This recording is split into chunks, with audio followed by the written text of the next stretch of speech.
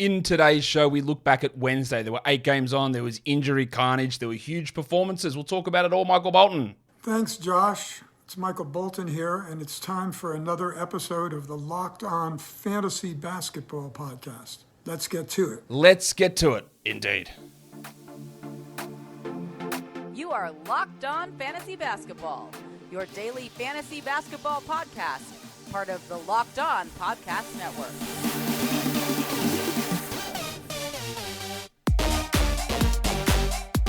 Hello and welcome to the Locked On Fantasy Basketball Podcast, brought to you by Basketball Monster. My name is Josh Lloyd and I am the lead fantasy analyst at basketballmonster.com. And you can find me on Twitter, as always, at redrock_Beeble, on TikTok, at redrock_Beeble, and on Instagram, at Locked On Fantasy Basketball. Today's episode is brought to you by PrizePicks. First-time users can receive a 100% instant deposit match up to $100 with the promo code LOCKEDON. That's prizepicks.com and the promo code is LOCKEDON. Thank you for making Locked On Fantasy Basketball your first listen every day. We are free and available on all platforms. We're here to talk about Wednesday. There were 8 games on. We'll talk about them.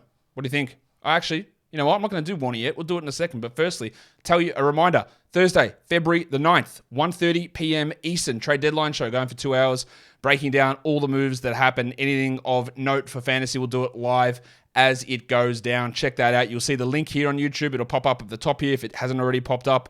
Go click that, give it a thumbs up, put it in your calendar, and we'll see you there to do that. And now, let's talk Warnie. Let's get it on, Gilly. All right. Zion's doing some running. That's some good news. Still probably a few weeks away from him returning, but positive news that he is back running. People ask me, hey, do you think he's even going to have an impact rest of the season? Like, yes, pretty clearly I do. Yeah, straight after the All-Star break, I think he'll be back and going and will be a huge boost to a team in the fantasy playoffs. I'm really confident of that. Of course, I can't predict injuries, but I'm really confident of that. Jalen Green looks like he could be back on the weekend. So I don't know if it's good news. They've won the last 2 games when he hasn't played. So maybe it isn't good news. Maybe it is good news if you're trying to lose. I don't even know anymore. Tyrese Halliburton looks like he returns tomorrow. They go to the Thursday, Friday back-to-back. I wouldn't think that he plays both. So if you do have McConnell still, you might want to hold. Just hold to see what happens on Thursday, to see where the Halliburton sits Friday, because you still might get one more premium game out of TJ. I'd probably just hold for that. Just in case. If you've still got him now, like you could have dropped him easily on Sunday and had the 3 days of a streaming slot, which is totally fine. But if you've still got him now, hold.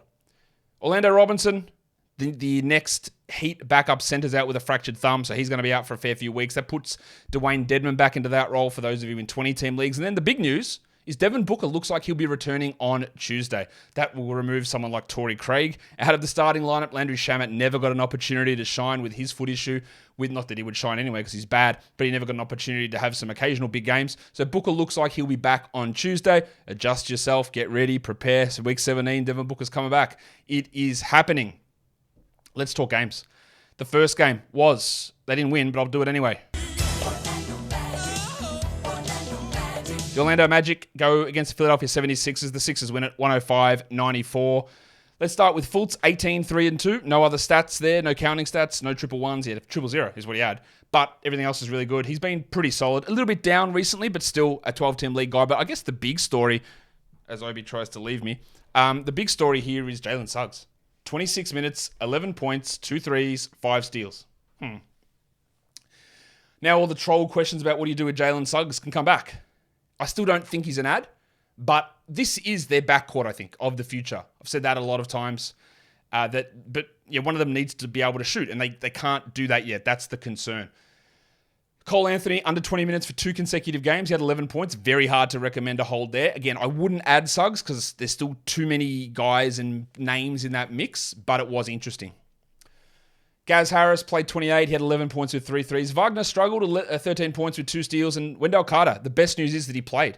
33 minutes, 9 and 13. 30% shooting is bad, but he was questioned with a plantar fascia issue. So if you did add Mo Bamba, he was a DNP. You can go drop him. If you did add Bol, he had 2 and 5 in 15 minutes. 2 blocks, but 2 and 5. You can go and drop him. There was also no John Isaac in this game. He was healthy resting. He wasn't. He was resting, but not on a back-to-back. And Mo Wagner had 6 points in 15 minutes. So if you added him, with the expectation that Carter was going to miss, then obviously we can go and move on. Now, that doesn't preclude him being an ad later on if Carter has to miss time, but he's all right. For the Sixers, Harden, 26, 9 and 10, 6 triples. Really, really good game, obviously. Embiid, 28 and 11, pretty strong game. While the Thick Hogsman had 16, 5 and 5, and he brought the blocks back. I think I am a TH? T to the H. Yeah, TH for life. Yeah. Cool. Like, he'd struggled a little bit of late, but that's a good game. The two guys who really struggled were Tyrese Maxey. Tangles had 10 points on 18%. It's a huge buy low, right? He's never going to bring the other stuff. 1 rebound, 2 assists. That's not far off normal. He had a steal, but he's not an 18% shooter. And like when we talk about him not being able to sustain 46% shooting, he also won't sustain this level. He is really down at the moment. Will he be top 100 rest of season? I have significant doubts. But I still think he's a 12-team league player that you got to buy low on. And what you do with the wave pool DeAnthony Melton? Well, I don't really know. We got George Niang getting the bulk of the minutes here. Not PJ Tucker, not Melton. Melton had 3 points in 20 minutes. As I've said all along, in a 10-team league, I don't think you need to hold him. In a points league, a 12-team points league, you don't need to hold DeAnthony Melton. In a 12-team category league, it gets a little bit more confusing. He's the 79th ranked player this season. A lot of the damage was done early when Harden and Maxey were out. And now it's like he's still starting, but some games it's 31 minutes for Melton, some games it's 21 minutes. And it's in fact, it's actually impossible to tell when that's going to happen and what the production is going to be like. I would still like to hold at least through the deadline or at least through this week, because you might get to the trade deadline and he might become totally expendable for a good opportunity that opens somewhere else. But for now, I'd probably just hold through that. Obviously, not great stuff. Montrezl Harrell was so bad in this game, but Doc Rivers, being the legend that he is, kept playing him. So that's sick. We always enjoy a Doc Rivers moment, don't we? Today's episode is brought to you by FanDuel. This year, the only app you need at your Super Bowl party is FanDuel, America's #1 sportsbook. We're really excited about our new sports betting partner for Locked On because they're the #1 sportsbook in America, FanDuel. And if you're new to FanDuel, that's even better. They have so many great features that make betting on sports fun and easy. Download FanDuel now so you can bet Super Bowl 57 with a no-sweat first bet. You'll get up to $3,000 back in bonus bets if your first bet doesn't win. FanDuel lets you bet on everything from the money line to point spreads to who will score a touchdown. So if we go and have a look at the odds over there, any change to anything? I'm going to guess probably not, because we're seeing really solid stuff. Like we're seeing the Eagles just hold steady at 1.5 or -1.5. But I've got some playoff specials up here now. Patrick Mahomes, what is this? Most playoff passing yards? Why is that odd still up? I suppose, because Burrow's ahead, isn't he? Yeah, so Mahomes is -750 to get to that. Jalen Hurts plus 11,000. He'd have to have a monster to pass Patrick Mahomes. We got lots of stuff over there on FanDuel for the NFL Super Bowl 57 coming up in the when is it? 2 weeks? Yeah, 2 weeks time. So go and check that out over there. It is safe, it is secure, and super easy to use. And best of all, you get your winnings paid instantly. So join FanDuel today at FanDuel.com/lockedon to claim your no-sweat first bet on Super Bowl 57. That's FanDuel.com/lockedon. Make every moment more with FanDuel, official sportsbook partner of the NFL. And don't forget to gamble responsibly. Second game of the night, there was injuries. There were big ones. 122 Portland, 112 Memphis. Yusuf Nurkic was listed, I think, questionable for this game. They said he was right to go. He lasted 2 minutes before leaving this game with a calf injury and left the arena in a walking boot. That has got to be missed time. It has to be. I don't know how long, but it's going to be missed time. So we go and add Drew Eubanks. That's our first step. Go and add him. 24 minutes for Eubanks, 11 and 11 with a steal and a block. Is that a perfect game? Far from it. But he did have 5 fouls, and that limited his overall playing time. He is the guy to add. Deeper leagues, you can look at Trendon Watford, who had 5, 3, and 2 in 22 minutes. But Eubanks is the guy that we want to add. We also had Jeremy Grant leave at halftime. He got whacked in the head. He says he's not in the concussion protocol. They ruled him out with concussion-like symptoms. He was on fire. He had 18, 3, and 1 in a very Jeremy Grant sort of line. With him out, they started Jabari Walker, had power forward in the second half, but really it was Nasir Little and Jabari Walker and Shaden Sharp and Gary Payton, who played 29 minutes with Jez out. Hopefully he is okay as we move forward. As for Josh the Hitman Hart, really, really bad. He had a trip to the locker room, but he came back 32 minutes, 0 points, 0 steals, 0 blocks. He had 2 rebounds and 2 assists. It's very, very hard to get behind Josh Hart as a 12-team league player at the moment. Things are trending down really, really hard. I don't think he's a must roster. He's not a must drop, but he's in that mix. As for Gaz Payton, the minutes are great, but all he had was a steal and a block, 7 points, 4 rebounds. That's obviously not a 12-team league player. Lillard continues to be just absolutely ridiculous, I guess. Oi, Damo, give us your lighter. 42, 8, and 10 with 5 threes in 40 minutes. He's now up to number 8 per game on the season. He's just dominating. And 15 of 16 from the line, while Simons had a really strong game. Now, his peripherals always worry me. 16, 2 and 4 with no defensive stats. But in this one, he got extra usage because Grant was out and he hit his shots, 56% shooting. That turns into a really good game for him. For the Grizzlies, Ja had 32, 9, and 12 in 34 minutes. And I've got some criticisms here, I guess, or some confusion, I guess, of Taylor Jenkins. They lost the game. Okay, good. I'm happy because it annoys me when things don't go the way that I think they should. Obviously, that sounds stupid, but they made the change to start Xavier T. Illman at center over Brandon Clark. Clark had started all the games. Clark started the game against Gobert. And then the reporters' reasoning behind this was, well, they've got a bigger body center to go up against in Yusuf Nurkic. So let's start Tillman. Okay, I get that. Nurkic played 2 minutes, right? So you know what you can do? You could make an adjustment. You don't have to play Tillman 28 minutes. Now, maybe you could say you do have to because Clark had 3 fouls in 4 minutes, but he ended with 3 fouls. Or 3 fouls in 5 minutes, whatever it was. But he ended with 3 fouls. So I'm not saying Brandon Clark played well because he didn't. But the matchup thing, when their matchup doesn't even exist, like Eubanks is 6'9", he's about the same size as Clark, pretty ridiculous to me. And now I have further doubts as to what the hell we do with Clark and Tillman. I still think Clark is the guy that we want to have, but Tillman had 4 points, 10 rebounds, 5 assists, and 4 steals, a totally useful 12-team line. I think we look at Tillman as a 14-team league guy rather than a 12-team league player. But if they're going to be back and forth, and it's not only back and forth in starting versus bench, it's like 30 minutes versus 15 minutes. And that's going to put a real spanner in the works. And the next spanner is their game is tomorrow against the Cavs, a big team. So are we expecting Tillman to start there? I think we'd have to. But then they play against the Raptors, so they will definitely start Clark there. And then the next game is against the Bulls. Well, what do you classify Vooch as? And then it's against the Wolves. And last time it was Clark against Gobert. So I don't ever know what to do with that anymore. I still prefer Clark over Tillman, as my screen hasn't even updated. I apologize. Or did I screw that up? I apologize for that. Do you start Clark over Tillman? I don't know what they do. I don't know what we do. I think we still roster Clark in 12-team leagues, but that's frustrating. Jaren, 35 minutes for Jaren Jackson. We love that. 18 and 7 with 6 blocks and 64% shooting. Just a fantastic game. While Dylan Brooksy Brooks, 9 points, 9 shots, 1 rebound. Continues to suck. I don't even know if he's a points league guy anymore, to be honest. Des Bane, only the 26 minutes for him. He did have some foul trouble returning from that knee problem. I wonder if he plays tomorrow on the back-to-back. That'll be something to watch. 17 points, 3 assists, a steal, and a block for him. Well, Danny Green made his season debut. Amazing that he is back. 10 points, 3 points, 10 minutes, 3 points. That's what I'm trying to say. With a triple. Don't worry about him in any fantasy league, but he's back and he will impact guys like Zaire Williams and John Conchar. And we only got 17 Tyus Jones minutes in this game, further putting him back to be a stream-only sort of a player. The next game is the Brooklyn Nets. They took on the Boston Celtics. Well, they didn't take on them. They tried to take them on, and they got humbly embarrassed. It was a pretty disgusting game from Brooklyn, who had a nice little flourish at one point there without Durant, but they have generally just sucked in most of the games that he hasn't played. 139-96. Kyrie played 31 minutes for 20 points. Like, okay, but that's not that great. Nick Claxton only got 26 minutes, 9 and 6, so that little hot streak is over. Mainly they're limiting his minutes due to the blowout, and that means that Day'Ron Sharp's playing more. 27 minutes for Sharp. They actually played Sharp and Claxton together, can you believe it? Sharp had 9 and 7 with Simmons out. He's flashed a little bit. We don't need to add him with Simmons out, but I don't. It's worth paying attention to in dynasty leagues.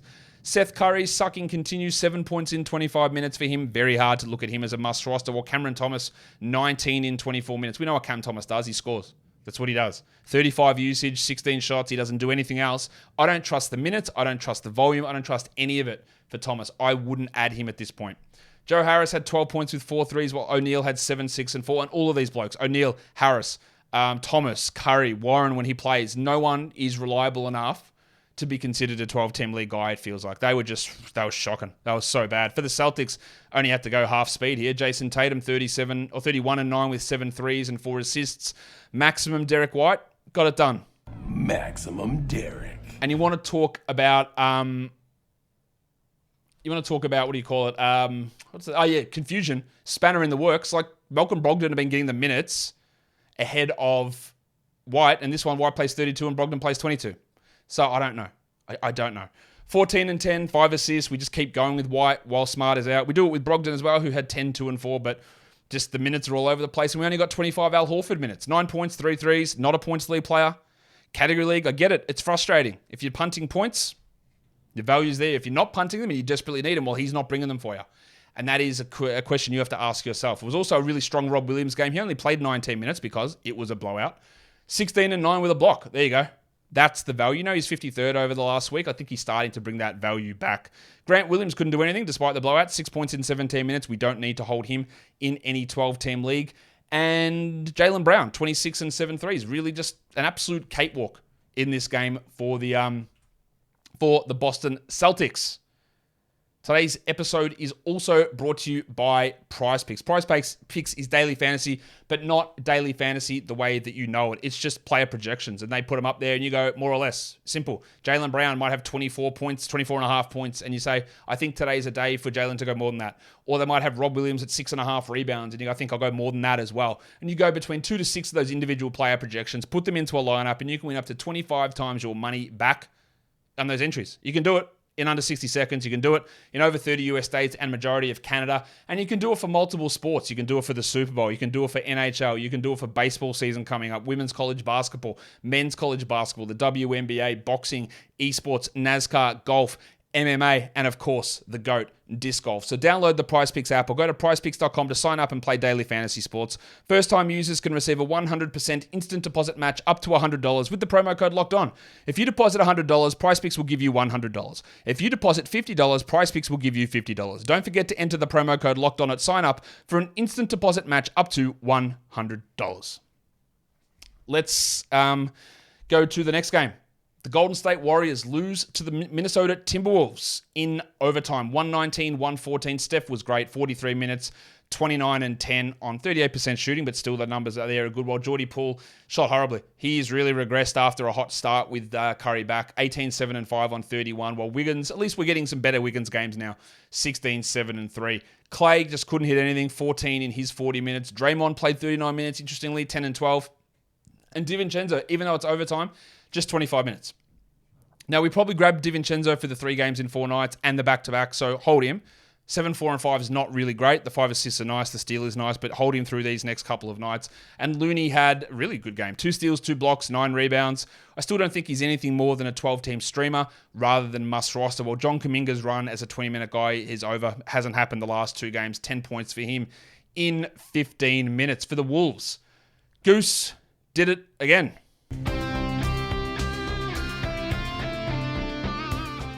Big game from Anthony Edwards, 27, 6 and 5, 2 steals and a block. Inefficient, but good. And then we had Rudy Gobert, who was out again with the groin soreness. They listed him questionable every game, and today they decided not to play him. I don't know how to judge that. Did he have a flare-up? Was it just a rest? I don't know. But the Wizard of Naz Reid, played 34 minutes. Naz Reid, 24 and 13, 2 threes, 4 assists, steal and a block. Do we go and grab Naz? I don't think so. Because I don't think Gobert's going to miss more time. But I honestly don't know. And the problem here with Reed is that he plays like 15 minutes or he plays 30 minutes. And he's great or he's a 20-team league player. And figuring out if Gobert's going to play is tough. I don't think this is a long-term absence, but I don't know because I didn't expect him to sit out today. D'Angelo Russell had 29 points, 7 threes, but empty apart from that. And Jaden McDaniels, 38 minutes, only 9 points, but we love that he got the 2 blocks back. We know we got a steal here. They'd been really lacking the defensive stats, but he was able to bring them back, and Kyle Anderson just sort of did his thing. Apart from the 1 of 5 from the line, which stinks, he had 9, 12, and 4, and that's really what you expect. That's what he brings. He's never going to be a high scorer, but that's what he brings. It was also a solid game from Austin Rivers, but I don't think we need to care too much.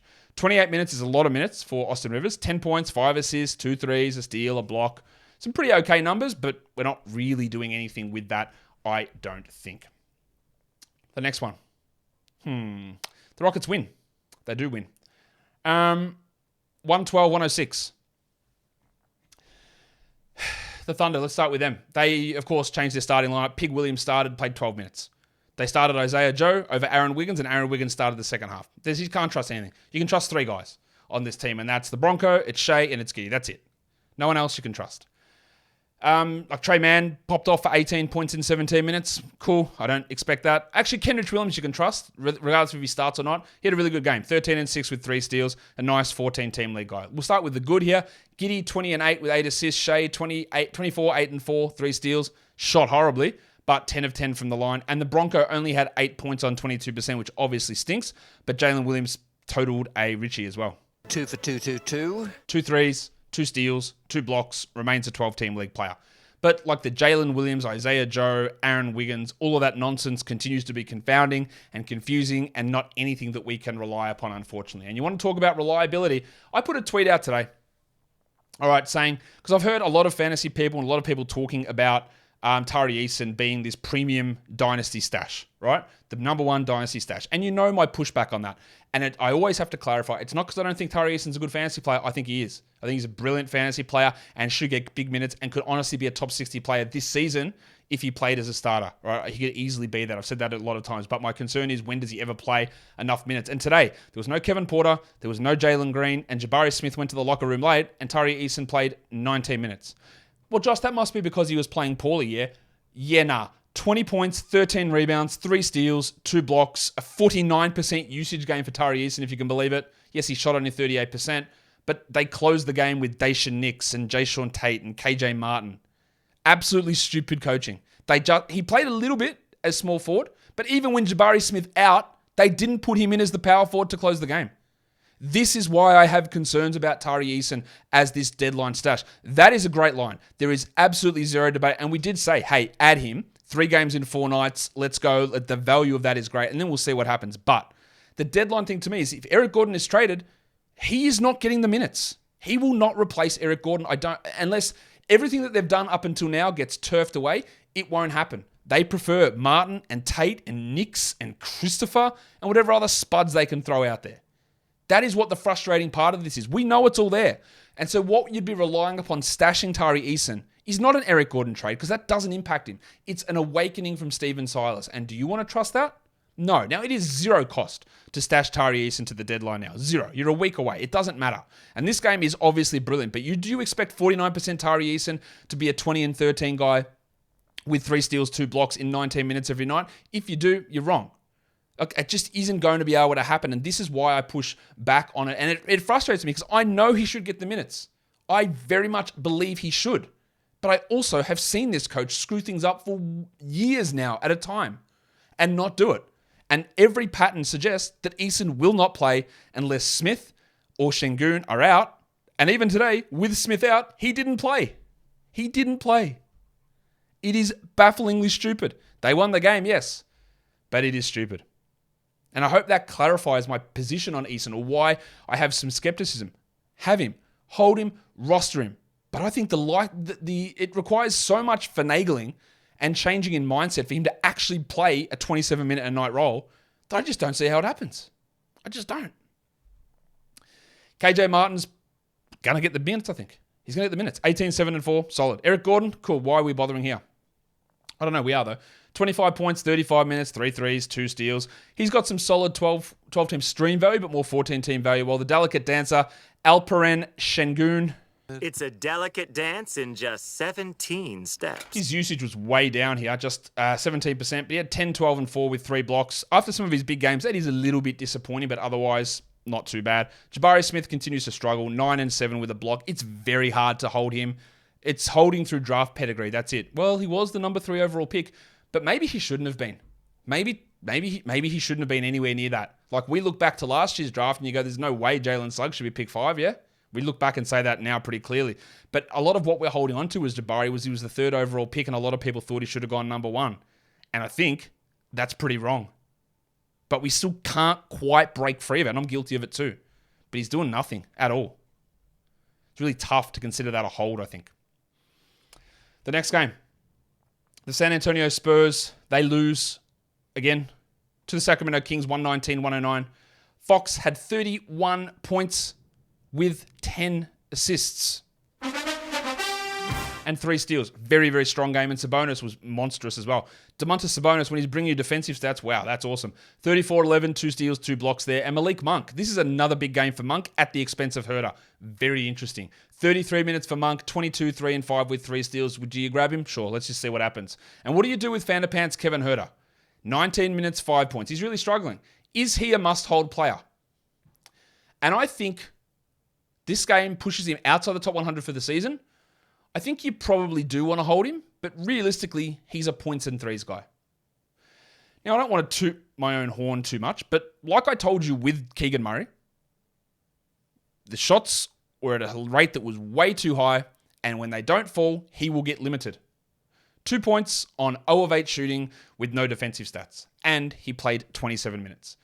This has been the pattern all season, so it was a nice little run for Murray. Everything was going in. He was at like 48% from 3 or whatever it was, and I thought there was going to be a significant drop-off. It happened here. Does that mean you have to drop him? I don't know, but you know what? With this game, he's 214th over the last week, 152nd for the season, Keegan Murray. Is that a must-roster player? I don't actually think that it is. I get that the role is there, but the role actually fluctuates quite a bit. And when you don't do anything apart from score, and then the shots don't go in, and then that results in you getting benched, it's very hard to maintain fantasy value. The pencil Harrison Barnes. Barnesy. 14 and 6, 9 shots, 2 threes. That's a Barnes line. That's why we look at him as like a very fringe 12-team league guy who probably should be rostered, but also shouldn't be held on too tightly. While Trey Lyles had 5 points in his 20 minutes, obviously not as good as the last time we saw Trey Lyles out there. For the Spurs, 29 minutes for Jakob Poeltl, 18 and 12, a steal and a block, 69% shooting. That's it. That's great. But can we trust it? Of course we can't. Hold him until the deadline. Let's see what happens. The horse, Keldon Johnson. Whose horse is that?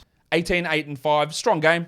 44 from the field, 1 of 2 from the line. Not ideal. Obviously, lack of defensive stats always going to hurt him. Well, Zachary Collins only the 19 minutes, but 14 points. Hold him until the deadline. They lost 2 players very early. Jeremy Sohan, 7 minutes, done with a back problem. Trey Jones, 9 minutes, done with a foot problem. I'd like to hold to see what the actual result of those injuries was. It's not great. Look, Jones had already been struggling.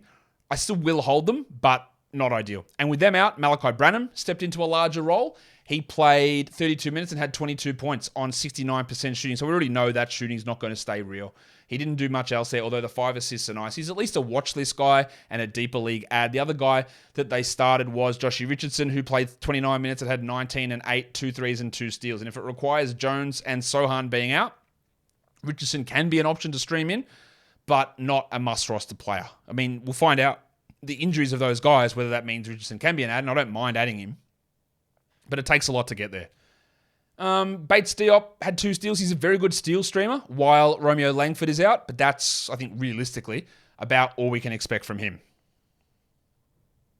All right, the next one, let's talk about the Flying Nick Nurses. They get done by the Utah Jazz, 131-128.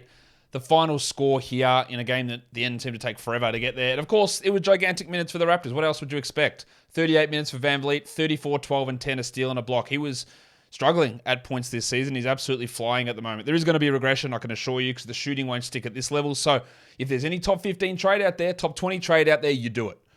Gaz Trent was great as well. 38 minutes, 20 points, 3 steals, 3 threes. It's a Gaz Trent, though. That's what it is. It's points, it's threes, it's steals. Didn't shoot well, but it's what he does. At least he got to the line, so that was impressive. While Scotland Barnes had 18 and 14, and it's a Barnesy line as well. Nice rebounds, bad field goals. He hit a couple of threes, so good stuff there. Well, Siakam had him on the buy low show. I think it's still in effect. 21 and 10, 5 assists, looks good. But no defensive stats. He just doesn't get them anymore, apparently. Didn't hit any threes, shot 41 from the field and 50% from the line on 3 of 6, which is really quite bad. He is struggling a little bit. His ranking is dropping precipitously. I think we still value him as a top 50 guy, but there's a buy low opportunity. And then, you know how I was like sold on Achua and he's going to get big minutes? Well, 25 minutes. And it's not that he played particularly poorly. 13 and 6, a steal and a block, 75% shooting. That's okay. 1 of 4 from the line's bad, but they just went to Thad Young and Malachi Flynn and Christian Koloko and Delano Banton. I couldn't have predicted that.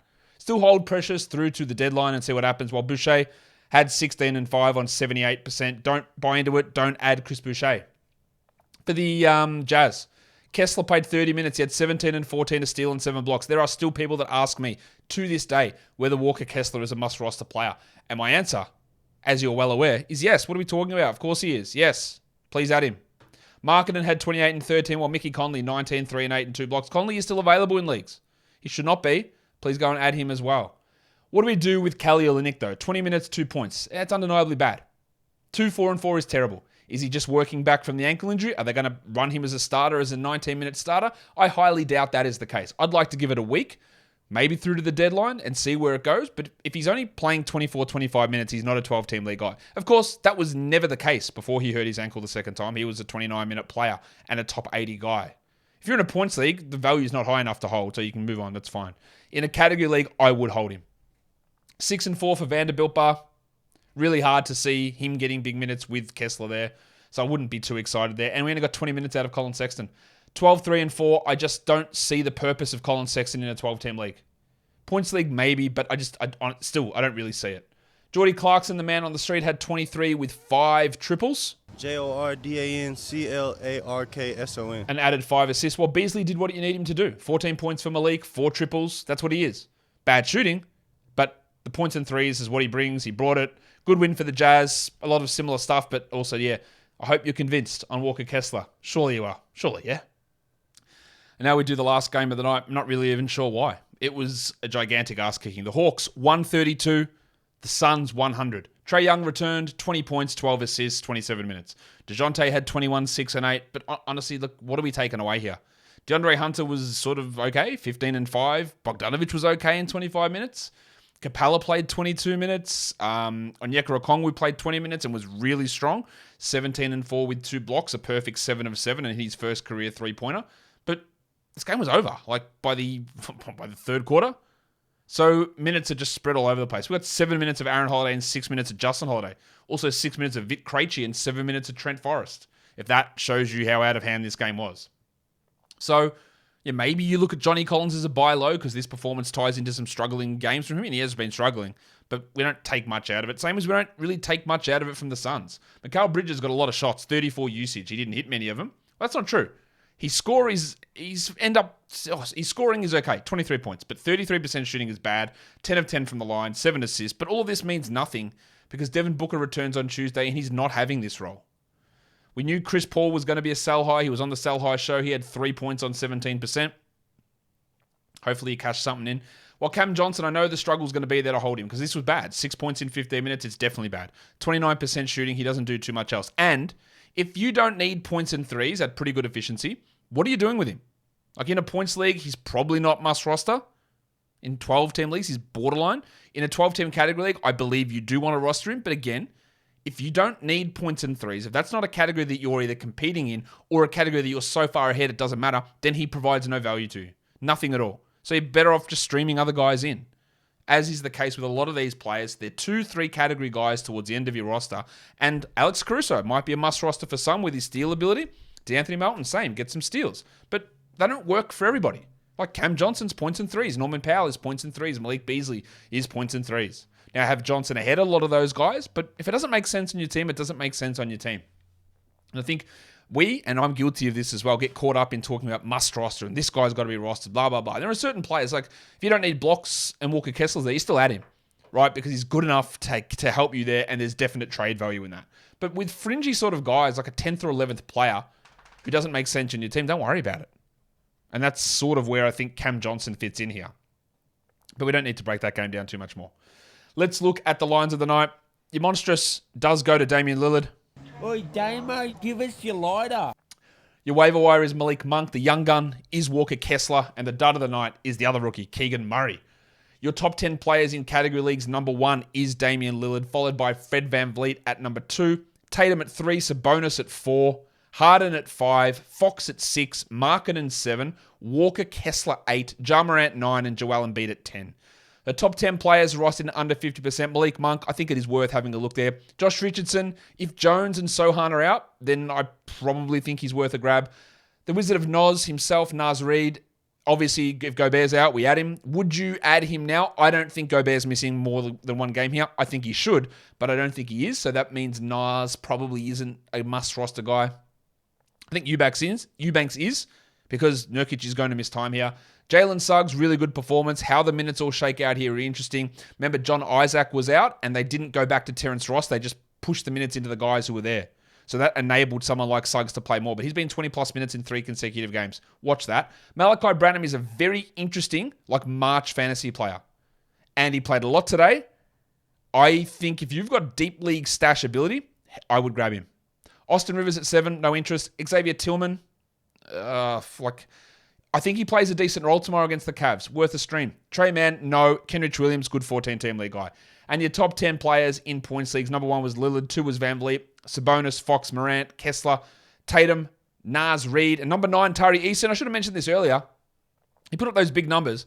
He also, I believe, had 19 fantasy points in 1 minute because he had like 5 offensive rebounds and he kept missing it and kept missing the rebound, getting it, having a shot. That's why he had 49% usage. That's why his numbers are so inflated, because I think he had 12 offensive rebounds out of his 13 rebounds, and a lot of them were from his own misses.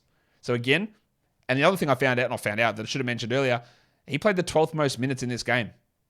7th most on his team, almost 8th most. He had played like 10 seconds more than Garrison Matthews. He almost had the 8th most minutes on his team without Green, without Porter, and with Jabari Smith leaving early. Just always remember these things before we get too excited about stuff. And number 10 is Jim Harden.